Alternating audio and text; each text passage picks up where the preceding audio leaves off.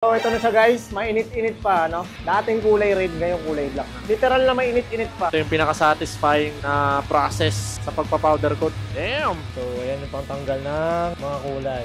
Chemical yan, matapang yan. Tignan nyo, yung lublob natatanggal na yung kulay. Basically, tatanggalin na natin yung air filter natin. No more scam time. Gumawa na talagang kargago. Tingnan natin kung gaano kalinis na yung magiging tsura ng ating motor. Black and white concept lang. So, let's see kung ano mangyayari. Bubugaan na yung crankcase natin. Yan. Diba? Napaka-satisfying. Kung dati, nagandahan kayo doon sa powder coat natin, yan, mas lalo ngayon. Guys, playoffs na naman sa NBA. At alam nyo na, pag playoffs sa NBA, napakainit ng mga bakbakan. Ang sarap pumusta. Pero kasi minsan nagkakatamaran magkabayaran pagka mga tropa-tropa o mga kakilala di ba? Pero dito sa 1xBet, safe na safe yung pera mo. Halimbawa, tumaya ka ngayon at nanalo ka kinabukasan, anytime pwede mo nang kunin. Pwede kayo mag-deposit or mag-cash out gamit itong mga to. Kayo na lang mamimili kung saan kayo komportable. Safe na safe yung pera nyo dito at pwede kayong pumusta sa paborito nyong team. At isa pa guys, kung gusto nyo makuha yung 6,000 to 7,000 bonus, gamitin nyo na yung promo code ko. Nasa comment section yung link at ayan, mag-register na kayo. So, good luck sa inyo. Balatuhan nyo na lang ako pag nanalo kayo Yo, what is up guys? Kamusta kayo? Ngayong araw nakuha na natin yung helmet natin at ayan, hindi ko na pinakita sa inyo dahil dadalhin lang din natin yan sa pagpapa-PPF natin, okay? PPF, paint protection film, okay? So, lalagyan natin ng protection yan. Siyempre, hindi naman tayo mayaman na pagkabili, okay lang, magasgas-gasgasan. Lalo na, bumabiyahe tayo ng MC Taxi, mauuntog sa likod ng helmet ng pasahero. Lalagyan natin yan ng PPF, iiwan natin yan doon. Salamat kay Boss Cedric. Okay, ng Freedcon Intercom. Kakabitan din natin ng bagong intercom yan. Siyempre, yung bagong unit, yung Freedcon Hero. Okay, ayan yung litrato niya.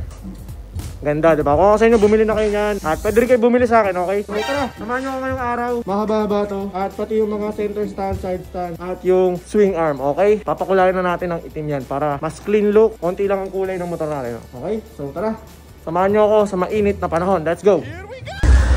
So ayan guys, so dito na tayo sa Rotten Rider. So kuya, iwan natin. Ito yung helmet natin. Mamaya nyo na tignan kung ano yung helmet natin, okay? So iwan lang natin to dito. Tapos babalikan natin. Pupunta muna tayo ngayon sa power coat guys. Gaya nung sabi ko sa mga ibang vlog natin, papaano ko yung center stand, side stand, saka yung itong swing arm natin. Swing arm natin, papakulayan natin ang itim yan para yun, clean look lang tayo. Diyan, tara, iwan na natin to dito. Sila na bahala dyan.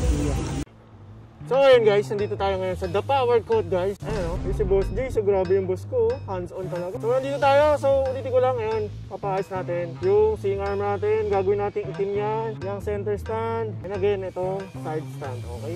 So tatlo lang guys, tatlo lang naman. So titingnan natin kung ano kakalabasan, pero tingin ko talaga, mga itim naman talaga lahat yan. Ayun lang, magiging mas malinis lang sa tignan. So ito yung kapirasong montage bago natin ipa-powder coat yung ating mga swing arm at center stand. Now I'm in the game, I was on the bench. First I was renting, now I'm collecting rent. First it with the Beamer, now I want the Benz. Spending all the back like here I go again. So ayan yung kulay natin dati guys. Yan, red. Ang ganda rin naman. Kaya lang ngayon, mas maganda ngayon. Lumipat sila dito at mas na-improve din yung quality ng powder. So ayan, magiging itim yan at magiging malupit yan. Okay. So yan, tiyatanggal na rin yung center stand, side stand. Okay. So ayan guys, alam nyo na yan. Ganyan naman yung nakaraang ginawa. So ayan yung pangtanggal ng mga kulay. Chemical yan, medyo matapang yan. Hindi pala medyo, matapang talaga. So ano, yung lublob natatanggal na yung kulay. Tapos mamaya, sunblast, tapos mano-mano pa. Kikis-kisin pa yan. So ayan yung ano natin guys. So ayan yung stainless natin na side stand. Okay. Kinikis-kis maigi yan kasi hindi pwedeng may dating pintura yan kasi magkakaproblema. So pag merong lumabas na ganon, ulit, no?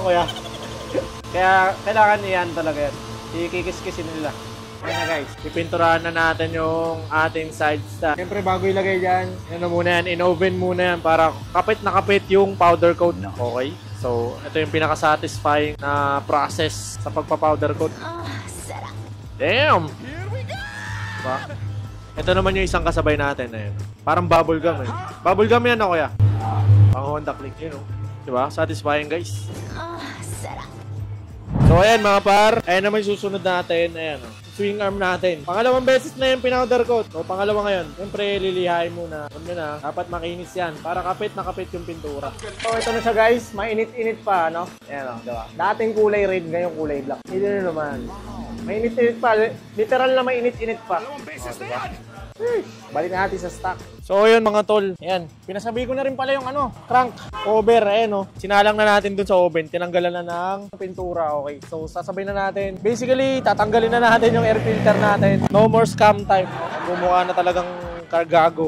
Kasi tatanggalin na natin to. Comment kayo sa baba kung sino interesado dito, bibenta natin to. King carbon galing to, king carbon. Okay. Message lang ako kung interesado kayo sa carbon na yan, okay. Tingnan natin kakalabasan mamaya. At ayun guys, syempre, pinalinis na rin natin yan, nililihan na, napakinis para masalpak na dito sa powder coating room.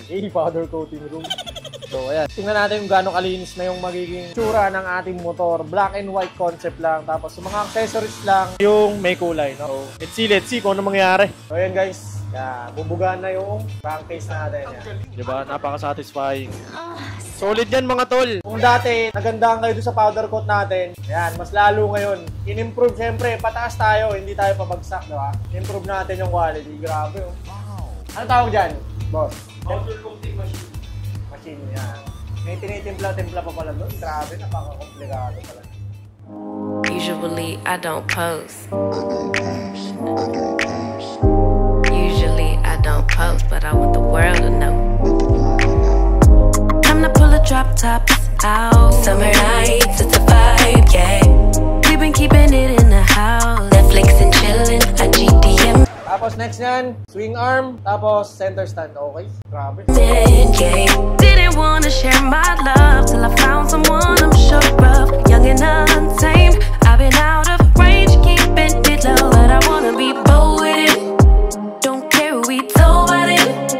Well, baby, got a hold on it. Let love unfold tonight. They'll be calling. Ayun mga tol, ginabi na tayo, grabe. Hindi nila pinapakawalan hanggat di talaga Oh, kita niyo yan? Iba yung, sa personal, iba yung niya, pagka-black niya guys. Hindi siya parang stock. Ibang-iba, mas maitim to guys. Ayun parang yung side stand natin. Diba? Bang, itim na itim. Yan, sige kuya, go. So ayun guys, nandito na tayo ulit. Balikin na bukasan na to nung kahapon. Dito tayo sa wrap and ride yan. Pinarap lang natin yung arpa natin ng PPF. Okay. So, andito sila. Ayan, may ginagawa silang Type R ba to? Basta Honda Civic to. So dito guys, kung interesado kayo, message lang kayo dito sa page nila. Ayan.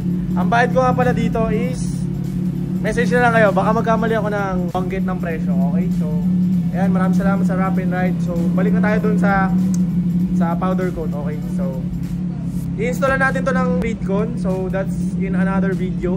Abangan nyo na lang, okay? Kung ano yung setup natin na bago. Sa vlogging setup na rin yun, syempre. Yun, punta tayo sa powder coat guys, okay? So ayun guys, what is up sa inyo ulit? Bali, ang gulo na ng vlog natin, no? So kahapon nakuha na natin yung helmet natin, okay? Kagabi nakuha na natin. So hindi ko na vlog yung mga nangyari dun sa pagbalik natin sa powder coat guys. So papakita ko na lang sa inyo yung mga ginawa sa motor natin gamit yung powder coat nila, okay? So number 1 is ito, yan. Tinanggal natin yung carbon, ginawa natin ganyan, diba? Para mas malinis at medyo gumaang yung motor natin. Marami pa tayong papalitan dyan sa ilalim, gaya niya, no? Nakaka-turn off, diba? May alambre na Next one is itong swing arm. Yan yung pinaka-highlight natin, swing arm. Kasi dati pula yan, diba? Tapos itong center stand and yung side stand. Yun lang, basically yun lang ginawa sa motor natin. Mas luminis siya tignan. So, yun lang. Kung interesado kayo, PM lang kayo sa page nila. Ito, powder coat guys. Tsaka sa wrap and ride, pina-PPF natin yung Arfa natin. So, syempre mamahalin yun para may protection. At ito nga pala, kaperasong montage. Peace.